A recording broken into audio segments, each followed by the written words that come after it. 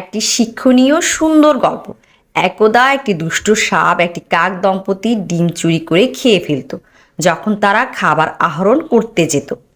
চিন্তিত এবং ভগ্ন হৃদয়ে কাক দম্পতি শিয়ালকে তাদের সমস্যার কথা বলতে গেল ও সাহায্য চাইল। শিয়াল তাদের একটি পরামর্শ দিল। সে বলল, রাজকন্যা যখন গোসল করতে নদীতে আসবে তখন তারা তার রক্ষীদের দেখিয়ে রাজকন্যার নেকলেস চুরি করে নেবে। নেকলেসটি উড়ে নিয়ে গিয়ে সাপের গর্তে ফেলে দিবে। এতে রাজকন্যার রক্ষীরা কাকটিকে অনুসরণ করবে। শিয়াল যেভাবে বলে কাকরা তেমনটি করে এবং নেকলেসটি সাপের গর্তে ফেলে দেয়।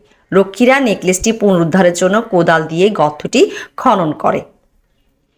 এতে সাপটি গর্ত থেকে বেরিয়ে তার ফনা তুলে কামড় দিতে ফোঁস করতে থাকে।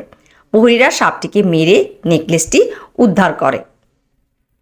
গল্পের নৈতিক: যে কেউ যখন মন্দ কাজ করে তখন তাদের জন্য একই রকম পরিণতি অপেক্ষা করে।